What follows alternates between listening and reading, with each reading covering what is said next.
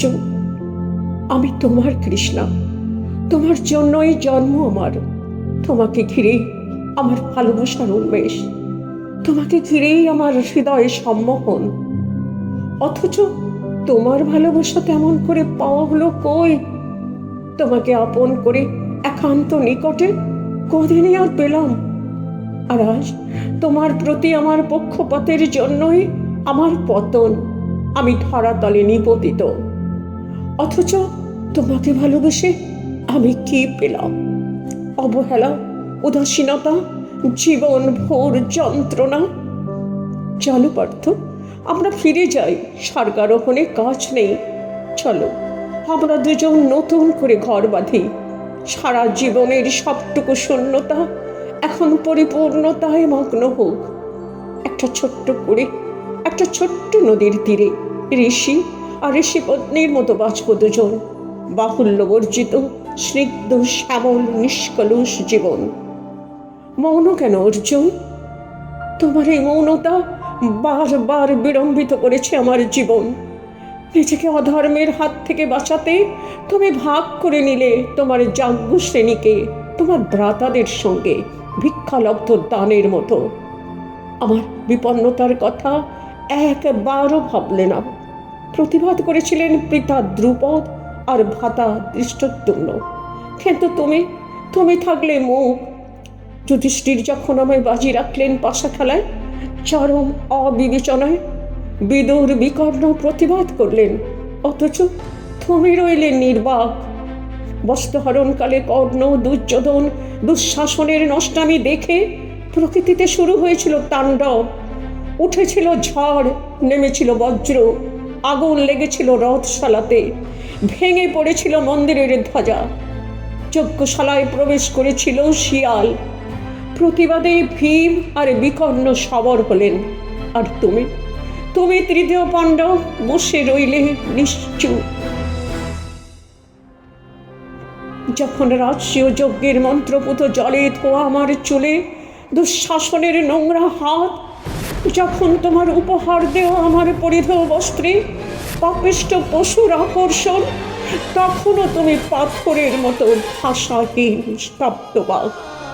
যখন দুঃশাসন সভাস্থলে আনবার জন্য তাড়া করেছিল আমাকে, আমি প্রাণপণে ছুটছিলাম আর তোমার নাম স্মরণ করছিলাম। হয়তো তুমি শুনতে পেয়েও দাওনি সারা সেদিন। মৌনতা ভাঙো অর্জুন, যুধিষ্ঠিরকে বলে দাও আমরা দুজন মহাপ্রস্থান করবার মানুষ ত্যাগ করলাম। জানো অর্জুন, সেই অগ্নিজন্মের কালে গঙ্গার তীরে বসে বসে ভাবতাম তুমি মাঝি আর আমি নৌকা। কখনো ভাবতাম আমরা দুজন দুটি নৌকা, কখনো ভাবতাম আমরা দুজন দুটি ঢেউ, কখনো ভাবতাম আমি জল তুমি কল্লোল, কিংবা আমি জল তুমি তটভূমি। আবার কখনো মনে হতো তুমি আকাশ আমি পৃথিবী। লাল দিগন্তের লালে আমরা মেশাই আমাদের স্বপ্ন। এভাবে শুধু তোমাকে ঘিরেই আমার নারী জনম ছুতে চেয়েছিল পূর্ণতা। যজ্ঞাগ্নি থেকে নবজন্মের পর থেকেই পিতা দ্রুপদ একটি নামই শুনিয়ে গেছেন মন্ত্রের মতো, সে তোমার নাম ফাল্গুনী। তোমাকেই আমি মন থেকে পতি মেনেছিলাম, শুধু তোমাকেই। তোমার অষ্টশ্রেষ্ঠতা, তোমার ধনুর্বিদ্যা, সারসন্ধান, অভিনিবেশ, তোমার চোখের অতলান্ত মায়া বিভল করেছিল আমার জীবন যাপন, যৌবন, হৃৎস্পন্দন। তুমি আমাকে করেছিলে জয়, বীর্য শুল্কায়, অন্য কেউ নয়। ওই শোনো, আমার সমস্ত স্বপ্ন আশা সব ধ্বংস করে যুধিষ্ঠির বলছেন, ভ্রাত, দ্রৌপদী আমাদের সকলের অপেক্ষা সমাধিক পক্ষপাত করতেন অর্জুনের প্রতি। এই অধর্মের নিমিত্ত যোগভ্রষ্ট হয়ে উহার এই ফল ভোগ। যুধিষ্ঠির, আপনার মুখে ধর্ম কথাটা মানায় না। বলুন ধর্মপুত্র, প্রথম পাণ্ডব, এক নারীকে পঞ্চস্বামী ভোগ্যা হতে বাধ্য করাটা ধর্ম? নিজের স্ত্রীকে পাশা খেলায় বাজি রাখলেন কোন ধর্মে? তাও কিনা নিজে পণে হেরে গিয়ে যখন আমাকে পণ রাখার কোনো অধিকার ছিল না কোনো ধর্মানুসারে, যত গৃহে নিজেদের প্রাণ রক্ষার জন্য এক বিল রবণী ও তার পুত্রদের পুড়িয়ে মারতে সম্মত হয়েছিলেন কোন ধর্মে? অশ্বত্থামার মৃত্যু নিয়ে মিথ্যাচার বুঝি ধর্ম? তবে বারবার আপনার চক্রান্ত জয়ী হলেও এবার আপনি আমাকে জিতিয়ে দিলেন ধর্মনন্দন। কিভাবে জানতে চান? অর্জুনকে ভালোবাসার জন্যই তো আমার ধরাতলে পতন, ধনঞ্জয়ের প্রতিপক্ষপাত। আপনাদের বিচারে অধর্ম, তাই না যুধিষ্ঠির? শুনে নিন যুধিষ্ঠির, ভালোবাসার জয় আমার কাছে স্বর্গ জয়ের থেকে অনেক বেশি গৌরবের। অর্জুন, এ আমার চরম সুখের দিন। এই প্রথম আমার ভালোবাসা তার স্বীকৃতি পেল। শশাগরা ধরিত্রী দেখল তোমাকে ভালোবেসেই আমি মৃত্যু পথযাত্রী। ফাল্গুনী, আমাকে ছেড়ে যেও না, হাত ধরো পার্থ।